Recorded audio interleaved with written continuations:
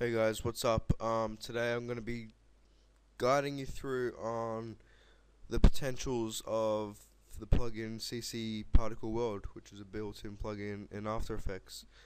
Um, if you have the trial of After Effects, I'm not too sure if you'll be able to participate in this tutorial, but there are other similar plugins on the internet that work quite similar. Things like Particular, which you can download from the Red Giant website, and it actually has more capabilities than Particle World. But just because it's a built-in plugin, we're going to be using that for now. So we'll go composition, new composition, presets. We'll make it NTS DV widescreen and a 20-second duration. Hit OK. Hit layer, new, solid. Uh, Make it any color you want. I'm using blue, kind of a baby electric blue. We want to name it particles, and we want to go into the effects and presets and presets box and type in CC Particle World, or just go into effects. Select your layer first. Effects, simulation, CC Particle World. And what this plugin does is it just basically emits particles from the emitting point. And on the left here we have all our tools so we can edit and control this. First thing I like to do is take off the grid, because in this kind of situation it's not very useful. It can be useful when you are incorporating it with a live shot and you want to kind of line up the grid to a road or a flat surface or something. Anyway, so let's start playing around with the tools. Birth rate, it will increase the amount of particles emitted, or it will decrease the amount of particles emitted. Longevity is how long the particles will last. When will it take for them to die out? This works in seconds. So this says it's going to take 1.22 seconds for the majority of the particles to die out. Producer. This allows us to edit the positioning of the emitter in 3D and 2D perspective. And the radius allows us to stretch out the particles, which can be useful to give us a little bit of depth. Let's change that all back to 0. And the physics is probably the most useful part. We can adjust the velocity, which is how fast the particles are shot out, and we can also take it down, bring it all the way down to something really low, like that. You can also have a negative number. And then the gravity is very useful. We want to change it to 0, and it just takes away all the gravity and shoots it out just as if it was in just space. We also have resistance. Resistance is kind of just like friction. Friction stops the particles from traveling as far out. So yeah, it's a pretty useful tool. But it's not the same as changing the velocity. And then the particle selection. We can change the particle type. My favorite one is lens convex. It uses the color from the layer, and I just find it to be the most useful in the work I do. But at the moment we're going to keep it at line, because I want to show you something pretty cool. Just take down the longevity for a bit.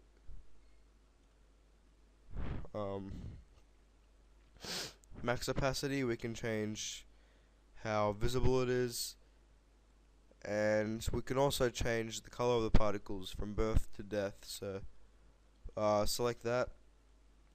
let's select something like blue and leave that at red. And as you can see, it's quite nice the way it transfers. It starts off blue, kind of hits a purple color, and then it dies out at red.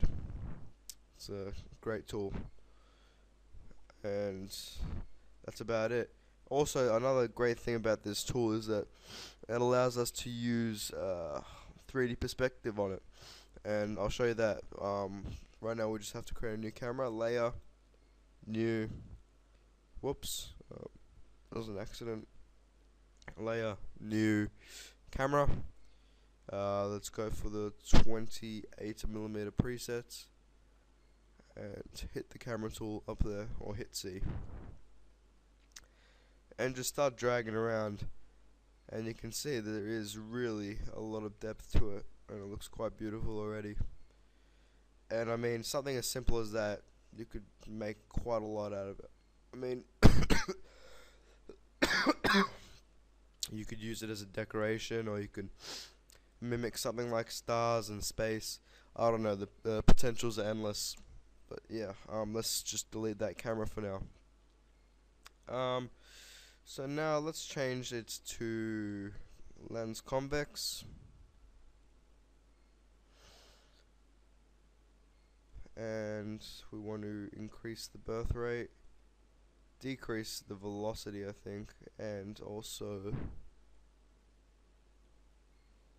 I think that should be fine, and also increase the longevity just a tiny bit, decrease the velocity a little bit more.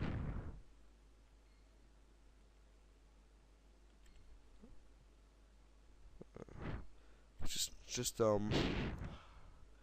have a bit of a play around with these tools.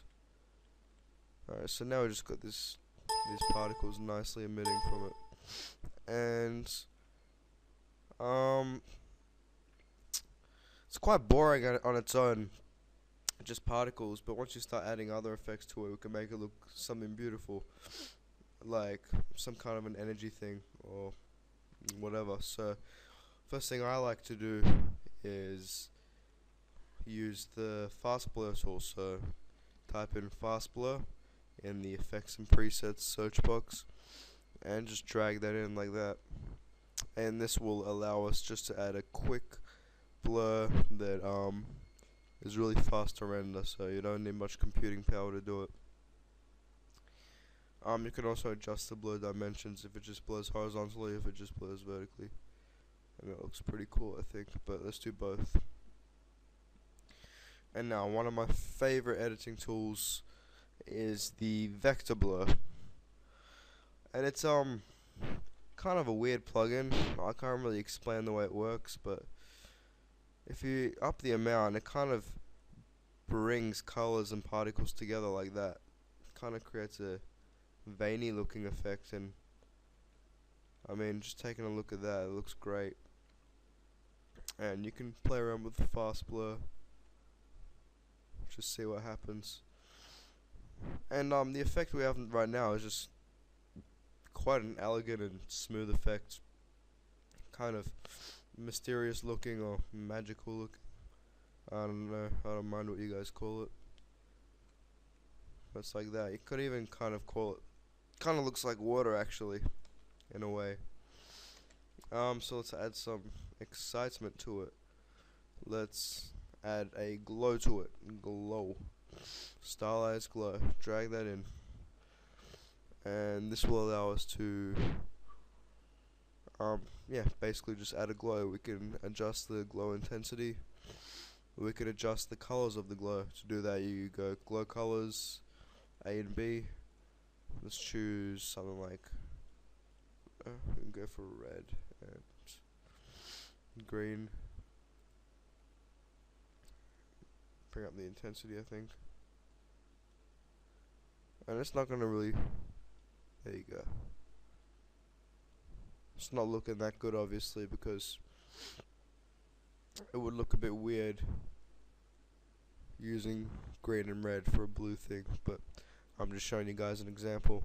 So let's leave that like that, and let's add some lights to it. Some lens, I think it's lens. No, some lights to it. Alright, well, let's use CC Light Burst.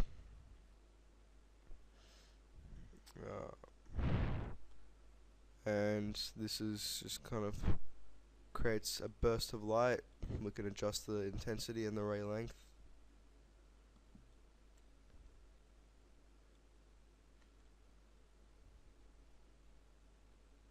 And I mean, adding all these effects on top of each other, it just adds a lot of rendering time. And to kind of speed up rendering time, click this little box here that says full, and maybe change that to half or a third.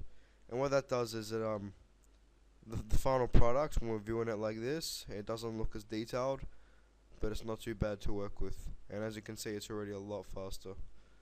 And finally, let's add in some light rays. So this is just a kind of light that we drag around, and once it hits any kind of color, just starts emitting light, I guess. You can adjust the radius. See what that looks like. And see, that's kind of just a really beautiful looking effect, and you can use it for many things. And also, yeah, feel free to play around with the tools. Have a square shape or a round shape. Change the warp softness. Do something like this, but it looks a little bit weird. Doesn't look quite as elegant, but I mean, you know, anything to suit your needs. Just gonna continue playing around with it.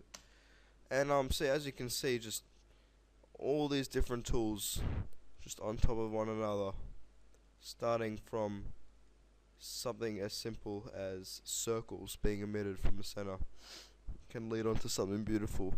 And that's what's important in After Effects is the fact that you just play around with any plugin. I mean, honestly, you just go into the effects and presets, go into distort, go into paint, go into noise and grain, go into everything. Just choose a random plugin, anything. Maybe let's go Bulge or something. And all you have to do is just play around with it, that's all. Just see what kind of effect you have. So I mean, it might not always look good, but it's great practice for things, and you'll always definitely find it's come in handy.